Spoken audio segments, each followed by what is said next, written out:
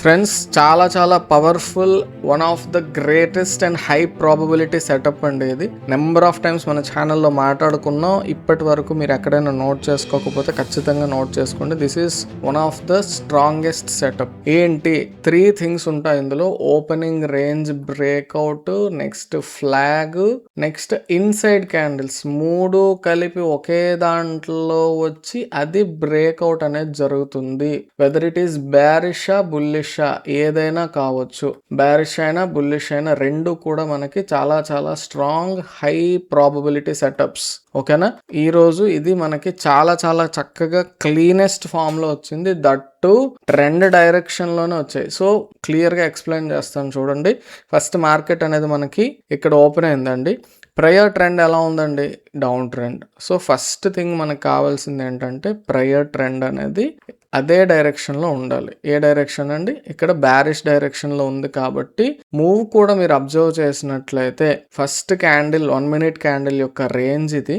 ఆ రేంజ్లో నేను ఎప్పుడూ చెప్పేది మీకు గుర్తుపెట్టుకోండి, హాఫ్ కంటే బిలో ఉంటే, అంటే ఏ డైరెక్షన్లో అయితే ప్రయర్ ట్రెండ్ ఉందో అదే డైరెక్షన్లో హాఫ్ కంటే కిందన, లోయర్ బిలో కాబట్టి ఇది డౌన్ ట్రెండ్ ఉంది కాబట్టి లోయర్ హాఫ్ లో ఇన్సైడ్ క్యాండిల్స్ అనేవి వచ్చి అది బ్రేక్ అయితే ఏంటండి, ప్రయర్ ట్రెండ్ ఏ డైరెక్షన్ లో ఉందో అదే డైరెక్షన్ లో ఫస్ట్ వచ్చినటువంటి opening range candle, whether it is 1 minute time ఫ్రేమా, 3 మినిటా, 5 మినిటా, ఇట్స్ అప్ టు యూ, ఏ టైం ఫ్రేమ్ అయినా కావచ్చు. బట్ హియర్ ఈ రోజు మనకి 1 మినిట్ టైం ఫ్రేమ్ లో దీన్ని అబ్జర్వ్ చేస్తున్నాం. 1 మినిట్ లో చాలా క్లియర్ గా వచ్చింది. సో ఆ ఇన్సైడ్ క్యాండిల్స్ 9 ఇన్సైడ్ బార్స్ అనేవి రావటం జరిగింది. అది బ్రేక్ అయింది.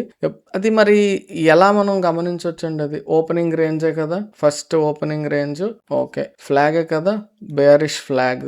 ఇన్సైడ్ క్యాండిల్స్ అయినా ఇవన్నీ కూడా క్లియర్ గా ఇన్సైడ్ క్యాండిల్స్, 9 ఇన్సైడ్ క్యాండిల్స్ ఉన్నాయి. సో ఈ 3 కండిషన్స్ సాటిస్ఫై అయినట్లయితే ఓకే, అదే డైరెక్షన్ లో బ్రేక్ అయ్యి క్లీన్ బ్రేక్అవుట్. మనకి ఇక్కడ ట్రెండ్ డైరెక్షన్ లోనే చూడండి, అది హాఫ్ కూడా కాదు, హాఫ్ కంటే కూడా హాఫ్, అంటే పావులోనే ఇన్సైడ్ క్యాండిల్స్ అన్ని వచ్చి విక్ ఉండేటప్పుడు అది కూడా బ్రేక్ అవ్వాలి. అందుకోసం మన ఇన్సైడ్ క్యాండిల్స్ కంప్రెషన్ బ్రేక్అవుట్ అనేది టూల్ ఉంది. మీరు మన ట్రేడింగ్ వ్యూ ఇండికేటర్ సెక్షన్ లోకి వెళ్ళి just inside candle compression breakout అనేది మీరు సెర్చ్ చేసినట్లయితే బై అన్నాజీ శర్మ అని మీకు కనిపిస్తుంది. డౌన్లోడ్ చేసుకోవచ్చు, యాడ్ చేసుకోవచ్చు చార్ట్ కి. ఓకే, సో ఎప్పుడైతే బ్రేక్ అవుతుందో అది ఆపర్చునిటీ అవుతుంది. ఓకేనా? చాలా చాలా పవర్ఫుల్ ఆపర్చునిటీ అండి, చాలా స్ట్రాంగ్ సెటప్ ఇది. అది ఎగ్జాక్ట్ వైస్ వర్సా బుల్లిష్ లో కూడా ట్రై చేయొచ్చు. ప్రయర్ ట్రెండ్ స్ట్రాంగ్ గా ఉండి ఓపెనింగ్ రేంజ్ వచ్చినటువంటి క్యాండిల్ అనేది ఉండి ఇందులో ఇన్సైడ్ క్యాండిల్స్ ఇలా వచ్చినా ఓకే, దాంట్లో అబౌవ్ అప్పర్ హాఫ్ లో వచ్చినట్లయితే ఇంకా స్ట్రాంగ్ అనమాట. అది మొత్తం వచ్చినా ఓకే, బట్ అప్పర్ హాఫ్ లో మాత్రమే వచ్చి బ్రేక్ అయితే ఇంకా స్ట్రాంగ్, హై ప్రాబబిలిటీ మూవ్ వచ్చే అవకాశం అనేది అదే డైరెక్షన్ లో కంటిన్యూ అయ్యే అవకాశం చాలా ఎక్కువగా ఉంటుంది. సో ఈ రోజు వచ్చినటువంటి opportunity bearish opportunity, clean opportunity. Previous candle యొక్క హై అనేది మనం స్టాప్ లాస్ గా పెట్టుకోవచ్చు. ఇన్సైడ్ క్యాండిల్స్ యొక్క రేంజ్ అనేది చిన్నది ఉందనుకోండి, upper level of inside candles మనం ట్రై చేయొచ్చు. బట్ ఇన్సైడ్ క్యాండిల్స్ రేంజ్ అనేది కొంచెం పెద్దదిగా ఉంది కాబట్టి ఈ స్వింగ్ అనేది మనం ట్రై చేయొచ్చు, లేదా previous candle high, depends on hour risk appetite. So అలా ప్లాన్ చేసుకున్నట్లు కంటిన్యూస్ గా రెడ్ క్యాండిల్స్ వచ్చాయి, ఎక్కడ మనకి భయం లేదు. ఓకే, రివర్సల్ స్టార్ట్ అయ్యాక చూసుకొని ఎగ్జిట్ అయిపోవటం. చాలా చాలా బ్యూటిఫుల్ ఆపర్చునిటీ అండి. ఓకే, ఇది ఈ రోజు వచ్చినటువంటి the most high probability setup. అది తర్వాత మీరు చూసినట్లయితే ఇక్కడ వచ్చిందండి నెక్స్ట్ ఆపర్చునిటీ. ఇది ఇంకో ఆపర్చునిటీ ఉంది, బట్ ప్రైస్ యాక్షన్ పరంగా అంత క్లీన్ ఆపర్చునిటీ కాదు. దీని గురించి మాట్లాడతాను తర్వాత. ముందు ఇది చూద్దాం. క్లీన్ ఆపర్చునిటీ ఇది ఎలా క్లీన్ అన్నట్లయితే సింపుల్ అండి. Inverted head and shoulder pattern అనేది కొంచెం వచ్చింది, ఇదిగోండి. కాకపోతే ఈ బ్రేక్అవుట్ క్యాండిల్ అనేది క్లీన్ గా లేదు. ఆ బ్రేక్అవుట్ క్యాండిల్ అనేది అప్పర్ విక్ వచ్చేయటం వల్ల ఎంట్రీ అనేది స్ట్రెంగ్త్ అనేది లేదు అక్కడ. ఓకేనా? అదొక్కటి ప్రాబ్లం. అదర్వైజ్ ఇది కూడా మూవ్ ఇచ్చింది. మనం కాన్ఫిడెంట్ గా ఎంట్రీ అయితే ఇక్కడ తీసుకోలేమండి. అంత పెద్ద అప్పర్ విక్ ఉండేటప్పుడు బుల్లిష్ ఆపర్చునిటీ అనేది మనం ట్రై చేయకూడదు. ఓకే, పోనీ ట్రయాంగిల్ లా ఉందా, పోనీ ట్రై చేద్దామంటే అది కూడా క్లియర్ గా లేదు. వీక్ ట్రెండ్ లైన్ అంత స్ట్రాంగ్ గా లేదు. ఓకే, పైకి బ్రేక్ అయ్యేటప్పుడు మాత్రం మనకి కొంత 3 టచెస్ రూల్ అయితే సాటిస్ఫై అయ్యింది. ట్రై చేద్దాం అంటే ఇంత పెద్ద విక్ ఉంది, అలాంటప్పుడు మనం ట్రై చేయలేం. దట్టు మార్కెట్ అనేది ఫస్ట్ నుంచి కూడా బ్యారిష్నెస్ అనేది క్లియర్ గా కన్ఫర్మ్ చేస్తూ వస్తుంది, చాలా స్ట్రాంగ్ బ్యారిష్నెస్ అనేది. ఆ తర్వాత మీరు అబ్జర్వ్ చేసినట్లయితే అంత క్లీన్ ఆపర్చునిటీ అనేది ఎక్కడ లేదండి. జస్ట్ ఏదో మార్కెట్ అనేది అలా మూవ్ అవుతూ వెళ్ళింది, కంప్లీట్ కన్సాలిడేషన్ లో వెళ్ళిపోయింది. లిక్విడిటీ చాలా చాలా తక్కువగా ఉంది రీసెంట్ డేస్లో క్లోజింగ్ ఆప్షన్ సెషన్ అనేది తీసుకొచ్చాక. బట్ మార్కెట్ అనేది మనం ట్రేడ్స్ తీసుకోవాలి టెక్నికల్ అనాలిసిస్ని బేస్ చేసుకొని ప్రైస్ యాక్షన్ని బేస్ చేసుకుని అంటే 11:30 లోపలే మీరు ఫిక్స్ అవ్వండి. 11:30 తర్వాత మనకి అసలు కంప్లీట్ కన్సాలిడేషన్ అండి. కన్సాలిడేషన్లో ఎంత స్ట్రాంగ్ ప్రైస్ యాక్షన్ ప్యాటర్న్స్ వచ్చినా ప్రైస్ యాక్షన్ అనాలిసిస్లో మనం ఎంత అద్భుతమైనా కానీ సక్సెస్ అయ్యే ఛాన్సెస్ చాలా చాలా తక్కువ ఉంటాయి. క్లీన్ ఆపర్చునిటీయే లేనప్పుడు మనం అసలు ప్రైస్ యాక్షన్ కూడా ఆపర్చునిటీ వచ్చింది అనలేం అసలు. ఓకే, సో ఇక్కడ మీరు అబ్జర్వ్ చేసినట్లయితే ఇది కొంచెం అంటే just only price action base చేసుకుని ఆపర్చునిటీ అనలేం. ఇది ఎలా అన్నట్లయితే మనకి ఇక్కడ కన్సల్టేషన్ జరిగింది కదా, దాన్ని రెస్పెక్ట్ చేసింది నెక్స్ట్ టైం ఆ ఏరియాకి వచ్చేటప్పుడు. సో ఓవరాల్గా చూసినట్లయితే దీన్ని కొంచెం మీకు కాన్సెప్ట్ అనేది చెప్తాను, కొంచెం జాగ్రత్తగా వినండి. ఇక్కడ ఏం జరిగిందంటే ఇక్కడ నుంచి ఇక్కడ వరకు కంటిన్యూస్గా వచ్చింది కదా, ఇక్కడ ఆగింది కదా, ఇక్కడ కన్సల్టేషన్ ఉందన్నమాట. మళ్ళీ ఆ ఏరియాకి వచ్చేటప్పటికి ఆ లెవెల్ అనేది కొంచెం రెస్పెక్ట్ అనేది తీసుకుంది. ఇక్కడ 2 అవకాశాలు ఉంటాయండి మనకి. ఈ ఏరియాలో ఇది కనుక పైకి బ్రేక్ అయితే ఒక స్ట్రాంగ్ మూవ్ వచ్చే పాసిబిలిటీ ఉంటుంది. మీరు అబ్జర్వ్ చేసినట్లయితే this is kind of inside candles అండి. ఇక్కడ వరకు ఇన్సైడ్ క్యాండిల్స్ ఇది ఒక్కటే చూస్తే కానీ కంప్లీట్గా ఇది మొత్తం ఒక రేంజ్ అంతే, అవునా? Nothing but these are also kind of inside candles. పర్ఫెక్ట్గా హై రేంజ్ అలా రాలేదు కానీ ఇక్కడ బ్రేక్ అయిపోయింది. బట్ పర్ఫెక్ట్గా మనం విక్స్తో చూసినట్లయితే ఇది ఒక బాక్స్ ఇక్కడ వచ్చింది. సో ఇది కనుక పైకి బ్రేక్ అయితే కొంత మూవ్ అనేది ఎక్స్పెక్ట్ చేయొచ్చు మనం, కిందకి బ్రేక్ అయినా కొంత మూవ్ అనేది ఎక్స్పెక్ట్ చేయొచ్చు ఈ ఏరియాలో. ఇది మీకు నాకు యాక్చువల్గా ఫిబొనాచి గుర్తు తెచ్చుకోవడం ఇష్టం లేదు. నేను ఇప్పుడు ఆ ఫిబొనాచి టూల్ అనేది మన ఛానల్లో యూజ్ చేయలేదు, చెప్పలేదు కూడా. ఇది రీట్రేస్మెంట్ అండి, కొంత రీట్రేస్మెంట్. ఎగ్జాక్ట్ లెవెల్ ఎంత ఇవన్నీ నేను క్యాలిక్యులేట్ చేయలేదు కానీ జస్ట్ చెప్తున్నా. ప్రైస్ యాక్షన్ పరంగా కూడా ఇక్కడ మనకి కొంత కన్సాలిడేషన్ ఉంది కాబట్టి ఆ ఏరియాకి వచ్చి రెస్పెక్ట్ తీసుకుంటుంది అనట్లేదు మనం, తీసుకుంటే ఏంటండి తీసుకుంటే అలాంటప్పుడు మళ్ళీ అదే ఏరియా దగ్గర రెస్పెక్ట్ తీసుకుంది. ఇది కొంచెం కప్ అండ్ హ్యాండిల్లా కూడా ఉంది కాబట్టి ఇది పైకి బ్రేక్ అయితే కొంత మూవ్ అయితే ఎక్స్పెక్ట్ చేయొచ్చు మనం. బట్ ట్రెండ్కి అగెనెస్ట్గా ఉంది కాబట్టి బ్రేక్ అవ్వలేదు, కిందకే బ్రేక్ అయింది. కిందకి బ్రేక్ అయ్యాక కొంత మంచి మూవ్, చాలా మంచి మూవ్ అనేది రావడం జరిగింది. సో అంత ఈజీగా ఇక్కడ ఓన్లీ ప్రైస్ యాక్షన్ని బేస్ చేసుకుని ఈ ఏరియాలో మనం అయితే ఎంట్రీ ట్రై చేయలేము. ఈ రోజు మన యాంత్రిక్స్లో ఇది చాలా క్లియర్గా ఆపర్చునిటీ అనేది డిటెక్ట్ చేసింది. అందులో మనకి చాలా మంచి మూవ్ అనేది క్యాప్చర్ చేసింది. ఇది ప్యూర్ ప్రైస్ యాక్షన్ అండి. ఇక్కడ మాత్రం ఓన్లీ ప్రైస్ యాక్షన్ బేస్ చేసుకొని నేను ఎంట్రీ తీసుకున్నానంటే అది 100% అబద్ధం అవుతుంది. యాంత్రిక్స్ అనేది ఖచ్చితంగా హెల్ప్ అనేది చేసింది ఇక్కడ. సో యాంత్రిక్స్ కంటే ముందు పిఎంపి యూనివర్సల్ గురించి మీకు తెలిసిందే. మనకి వన్స్ ఎంట్రీ తీసుకున్న తర్వాత ఒక కన్ఫర్మేషన్ లాగా దీన్ని యూజ్ చేసుకోవచ్చు.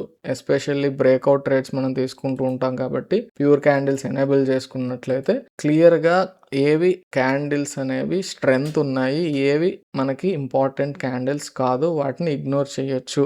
నాయిస్ ఏది, అసలు ఏదైనా ఉపయోగం ఉన్నది ఏది అనేది మనకి క్లియర్గా ప్యూర్ క్యాండిల్స్లో తెలుస్తుంది. ఫస్ట్ థింగ్ ఇక్కడ బ్రేక్ డౌన్ అనేది జరిగినప్పుడు క్లియర్గా అది రెడ్ కలర్లో ఉంది. ప్యూర్ క్యాండిల్ అంటే స్ట్రాంగ్ బ్రేక్ డౌన్ క్యాండిల్ అనేది మనం అర్థం చేసుకోవచ్చు. సో ఫేక్ అవుట్ అయ్యే ఛాన్స్ లేదు, సక్సెస్ అయ్యే ఛాన్స్ చాలా ఎక్కువ ఉంది. వన్స్ అక్కడ ఎంట్రీ తీసుకున్న తర్వాత బిలో 0 లైన్ ఉన్నంతసేపు మనం కంటిన్యూ చేస్తాం.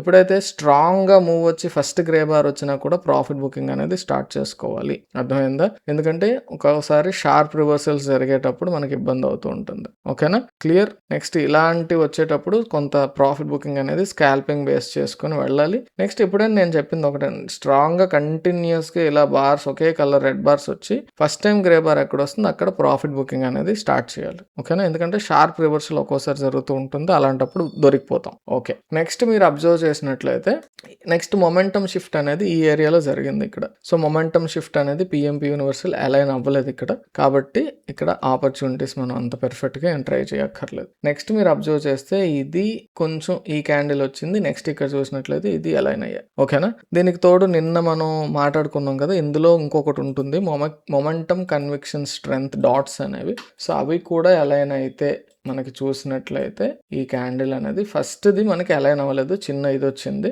అది ఎందుకు అనేది మీరు అబ్జర్వ్ చేయొచ్చండి. ఇక్కడ క్లియర్గా చూడండి, ఈ యొక్క క్యాండిల్ యొక్క లో మనం ఈ 2 క్యాండిల్స్ని కవర్ చేసినట్లయితే దిస్ ఈజ్ ఎ రేంజ్ అండి. ఇన్సైడ్ క్యాండిల్స్ అనను కానీ రేంజ్.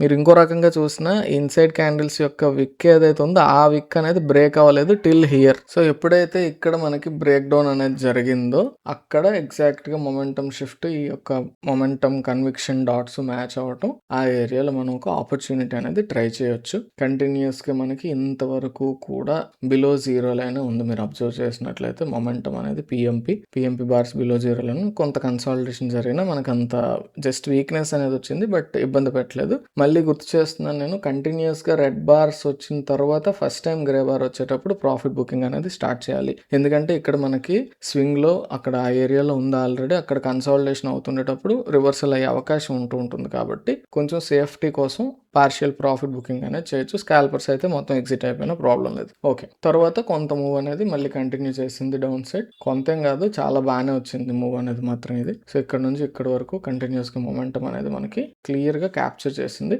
ఇక్కడ అబోవ్ జీరో లైన్ వచ్చింది కాబట్టి మనం ఎగ్జిట్ అనేది క్లియర్ గా ఆలోచించవచ్చు. ఇంకా కంప్లీట్ గా ఆల్రెడీ చాలా మంచి మూవ్ వచ్చేసింది కాబట్టి ఎగ్జిట్ అయిపోతాం కంప్లీట్ గా. లేదు ఇంకా వెయిట్ చేస్తాను 1 or 2 లాట్స్ ఇంకా లాస్ట్ లో ఉంచుకుంటానంటే this is the complete exit. Momentum shift అయ్యాక ఇంకా ఎట్టి పరిస్థితుల్లో అందులో కంటిన్యూ అవ్వకూడదు. ఓకేనా, అది అర్థమైంది కదా. సో ఇది ఏంటంటే ప్యూర్ క్యాండిల్స్, ప్యూర్ మొమెంటం అండి. పైన చూపించే ప్యూర్ క్యాండిల్స్ ఇవి ఏం చేస్తాయంటే మనకి బుల్లిష్ ఇంటెంట్, బేరిష్ ఇంటెంట్ అనేది ఉందా లేదా ఆ క్యాండిల్ లో అనేది చూపిస్తుంది. సో ఆ ఇంటెంట్ అనేది మనం ఎలా క్యాలిక్యులేట్ చేస్తామంటే it depends on various factors.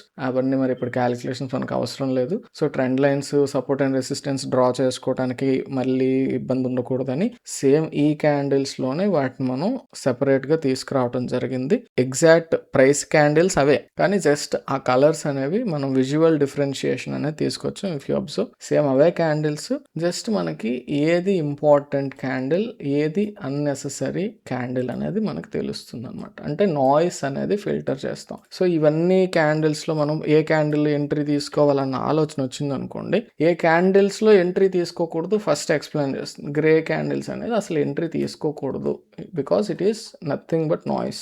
ఏ క్యాండిల్లో ఎంట్రీ తీసుకోవాలంటే ప్రైస్ యాక్షన్ నీకు అగ్రీ చేశాక, ప్యూర్ ప్రైస్ యాక్షన్ బేసిస్ లో ఎంట్రీ అనేది నువ్వు కన్ఫర్మ్ చేసుకున్న తరువాత నువ్వు ఆ ఎంట్రీ అనేది తీసుకోవాలా వద్దా అని ఆలోచించేటప్పుడు బుల్లిష్ అయితే గ్రీన్ ప్యూర్ క్యాండిల్లోని, బ్యారిష్ అయితే రెడ్ ప్యూర్ క్యాండిల్లో మనం ట్రై చేయొచ్చు. గ్రే క్యాండిల్లో మాత్రం ట్రై చేయకూడదు. ఓకే, ప్యూర్ క్యాండిల్స్ గురించి రెగ్యులర్ గా మీరు చూస్తున్నారు కాబట్టి మీకు తెలిసిందే.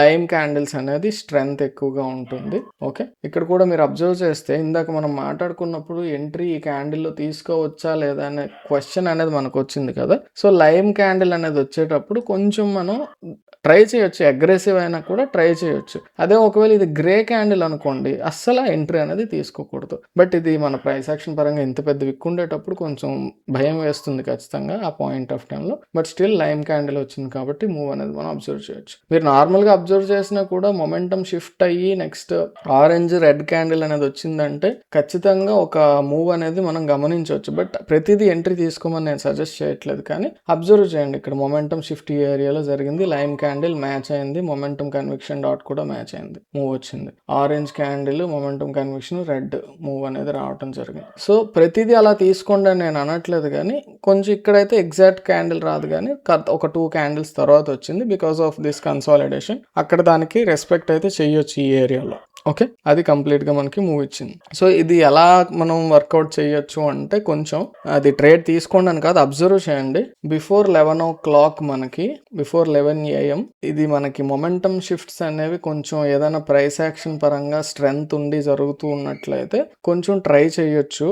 ఇఫ్ దీస్ 3 అలైన్ ఇనిషియల్గానేనండి, ఫస్ట్ 1 or 2 క్యాండిల్స్లోనే మనకి మొమెంటం షిఫ్ట్, ప్యూర్ క్యాండిల్స్ ఇవన్నీ పర్ఫెక్ట్గా అలైన్ అయ్యాయి అంటే మాత్రం కొంచెం ట్రై చేయొచ్చు. ఓకేనా, సో ఇలాంటి ఈ ప్రిన్సిపల్స్ని కన్సిడర్ చేస్తూ ఇంకా వేరియస్ అదర్ ప్రిన్సిపల్స్ని కన్సిడర్ చేస్తూ మన యాంత్రిక్స్ అనేది బిల్డ్ చేసుకున్నాం. సో ఒకసారి యాంత్రిక్స్లో ఈరోజు వచ్చిన మార్నింగ్ వచ్చిన ఎంట్రీస్ అనేది ఎక్స్ప్లెయిన్ చేస్తాను, ఒకసారి జస్ట్ చూసేయండి చాలు. ఫ్రెండ్స్, యాంత్రిక్స్ అనేది డీటెయిల్స్లోకి నేను వెళ్ళట్లేదు డీప్గా. యాంత్రిక్స్లో ప్రైస్ యాక్షన్ మోడ్ అనేది nothing but PMP PMP universal అండి. సో అందులో అది కాకుండా గోల్డెన్ మోడ్ అనేది మనకి యాక్టివేట్ చేయడం జరిగింది. స్ట్రాంగెస్ట్ ఆపర్చునిటీస్ ఏవైతే మనకు కొన్ని కండిషన్స్ అనేవి పెట్టాం అవి సాటిస్ఫై అయితే అవి స్ట్రాంగెస్ట్ ఆపర్చునిటీస్ కింద చూపిస్తుంది. సో ఫస్ట్ ఈ ఏరియాలో చూపించింది, బట్ అది మనకి పెద్దగా మూవ్ అయితే రాలేదు. కన్సాలిడేషన్ లో చాలా సేపు ఉండిపోయింది. చెప్పాను కదా ఇదే డైరెక్షన్ లో బ్రేక్ అయి ఉంటే మంచి మూవ్ వచ్చేదని. బట్ ఎప్పుడైతే మొమెంటం షిఫ్ట్ జరిగిపోయిందో ఇక్కడ ఎగ్జిట్ అయిపోతాం. అది ఫస్ట్ ఆపర్చునిటీ అనేది ఫెయిల్యూర్ కింద మనం భావించవచ్చు. మూవ్ అయితే వచ్చింది, బట్